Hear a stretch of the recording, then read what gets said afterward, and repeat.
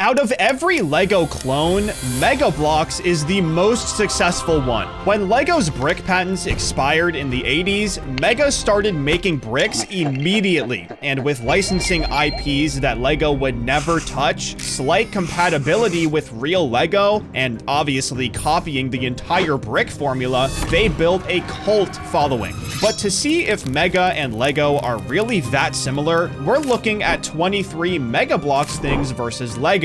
And the first one is the origin story behind the name, because most people have no idea where Mega Bloks actually comes from. It was originally called Ritvik Holdings, Rit from Rita and Vic from Victor Bertrand, the married couple who founded it in 1967. Victor started working in the toy industry at 17 to support his parents and went to school at night. And by his mid-20s, he knew enough about injection molding to start his own toy company. So he named it after himself and his wife, which is very sweet for a company that would spend decades in court with LEGO. But the brick side of the company came way later than you'd think. For their first 18 years, Ritvik wasn't actually making anything. They were just importing other companies' toys from the US and Asia into Canada. Victor didn't come up with the Mega Bloks concept until 1984, and his pitch was very simple: bigger bricks for toddlers at a lower price point, because his injection molding expertise let him do this. Every single person tried to talk him out of it, but he ignored them, debuted the line in 1984, and made a $1 million sale to Toys R Us the next year.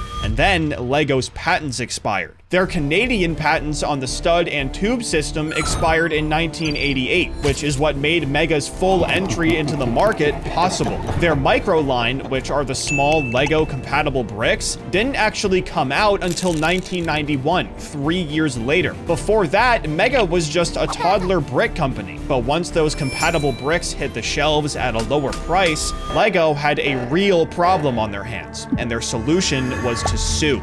LEGO argued that even though their patents had expired, the shape of the studs themselves were still protected under trademark law, and this argument went on for years. When they filed in federal court in 2001, they put a life-sized Darth Vader made entirely out of LEGO bricks at the plaintiff's table, right next to their lawyers. Told the judge Vader won't be speaking, but he might try mind manipulation. Now, I have no idea why LEGO was trolling in a case with the Supreme Court, but they were. And to no one's surprise, it did not help them. All 9 justices in the Supreme Court of Canada ruled against LEGO in 2005. And then McFarlane told news outlets that the decade of litigation was actually a marketing success, because all the publicity made people realize there was a difference between LEGO and Mega Bloks. The loss was still pretty big though. Justice Louis LaBelle didn't just rule against LEGO. He wrote that approving LEGO's trademark challenge would amount to recreating a monopoly contrary to basic policies of the laws and legal principles. And then he added, the monopoly on bricks is over. So even though the vote was unanimous, it's pretty obvious where all the judges stood. This wasn't the only case like this either. LEGO tried arguing the same thing in the EU in 2008, and the ruling was exactly the same. Both courts agreed the stud design was functional and therefore unprotectable. So LEGO fought this across multiple countries for over 10 years and lost both times. And now that Mega was finally out of court, their sales exploded.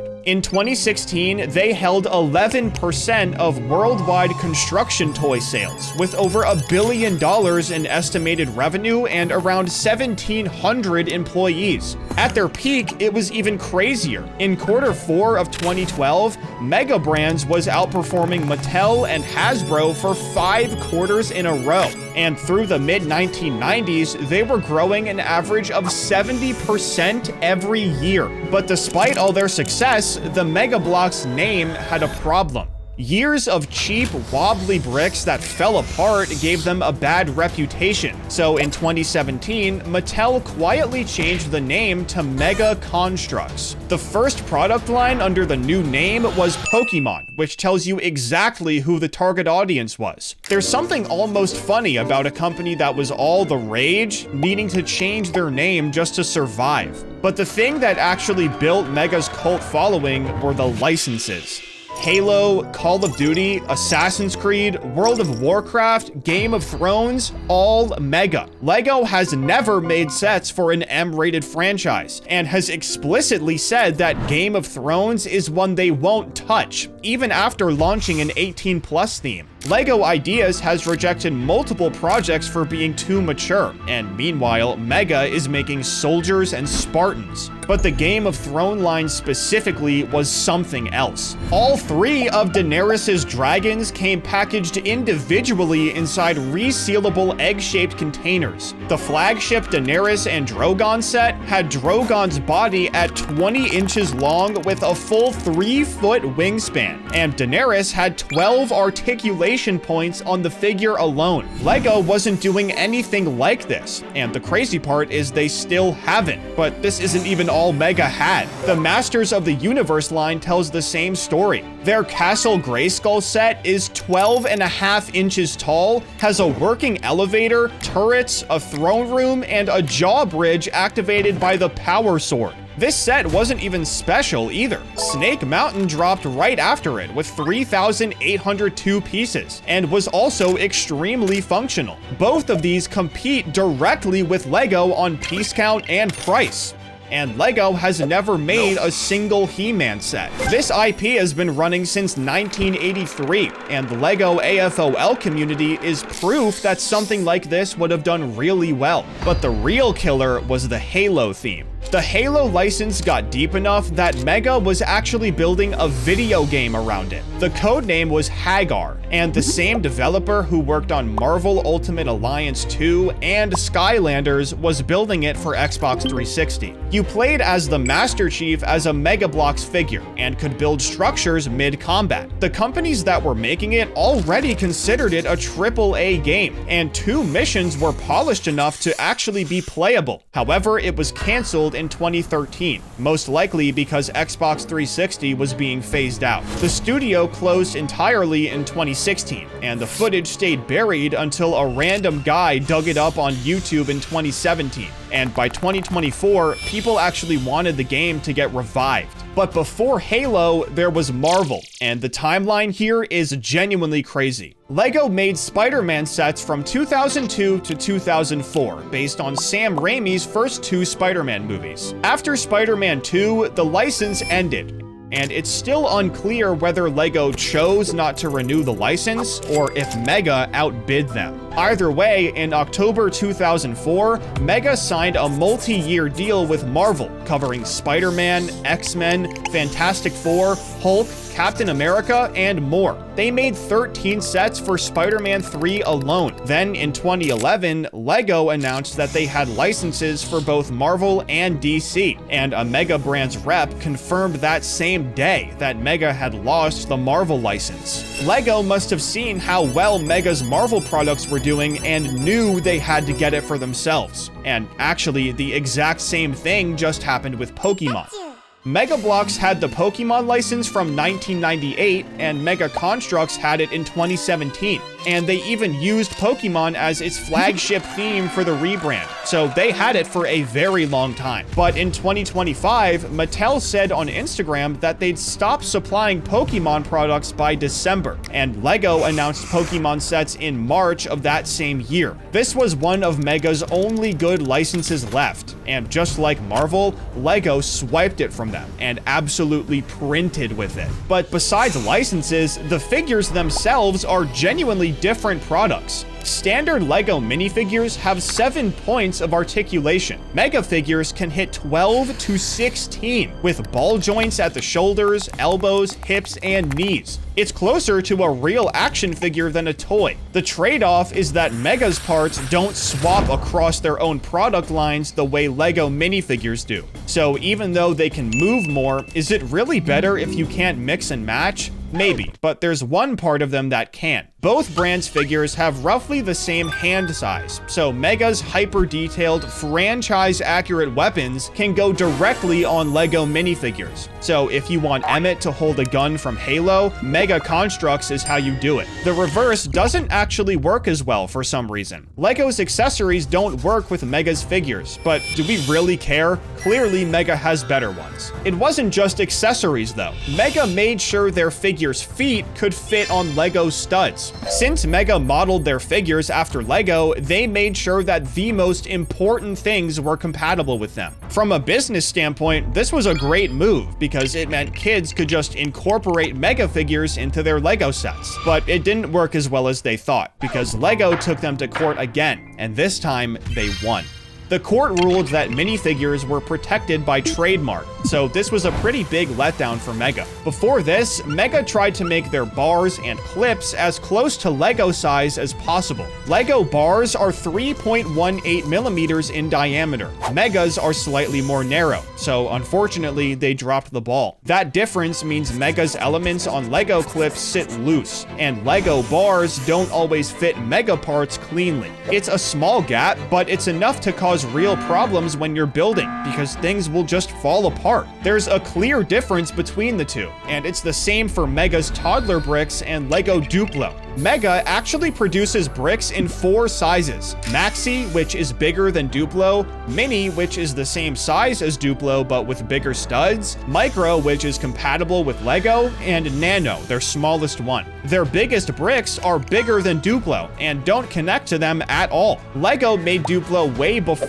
Mega made these bricks, so it would have been pretty dumb if Mega just straight copied LEGO. However, there's one thing about Mega that people usually get right. The quality gap is real, but more complicated than people make it out to be. LEGO's brick failure rate is 0.00002% per million pieces, and their margin for error is 0.002 millimeters. Mega's margin is 0.005 millimeters, which is 2.5 times less precise. Mega's original reputation for cheap bricks came from an era when they used polystyrene, which has weak clutch power and permanently changes under stress. LEGO uses ABS, which flexes back even if it's been stressed for years. Mega eventually moved away from polystyrene, but the reputation never truly disappeared because the ongoing quality issue with Mega isn't the brick material anymore. It's broken parts and miscounted bags making it through quality control. It's not constant, but it's enough to be a thing.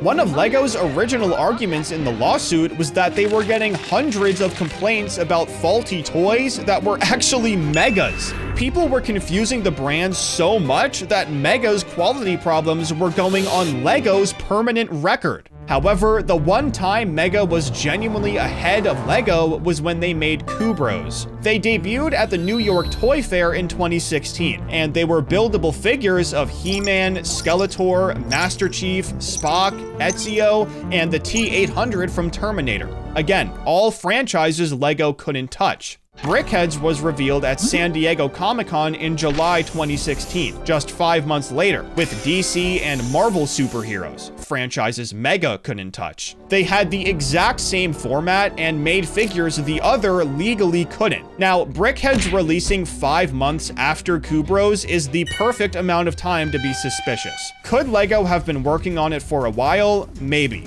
But they also could have seen what Mega did and made their own version as fast as possible. But something LEGO will always have over Mega is the resale market. It's estimated that the total secondhand market for LEGO was at $705 million in 2024. And a study from Higher School of Economics in 2021 found LEGO sets returned an average of 11% every year between 1987 and 2015. Some famous sets have gone up 200 to 600% after retirement. A sealed cafe corner from 2007 can go for 10 times what it cost at retail. And on the other end of the spectrum, Mega sets depreciate almost immediately. There's no Bricklink equivalent, no pricing database, and no collector community. When a Mega set stops getting made, it stops existing. It's very obvious that Mega's fans aren't as passionate as Lego's. Lego has Bricklink, Brick Set, Brick Economy, Lego user groups in almost every country, conventions like Brick World and Brick Fair, and a secondary market that runs itself. An article specifically notes that Mega has a highly dysfunctional or near non-existing global distribution system. In most of Europe, you can't even buy Mega in stores. Along with this, there's no parts database, no conventions, and no organized community anywhere. And that is the entire reason Lego will keep winning in the long run. There's an entire ecosystem built around it that took decades to create, and Mega just doesn't have anything similar. Now, I'm pretty sure I know the answer to this, but which do you like more, Lego or Mega? Be sure to let me know down in the comments, and don't forget to subscribe.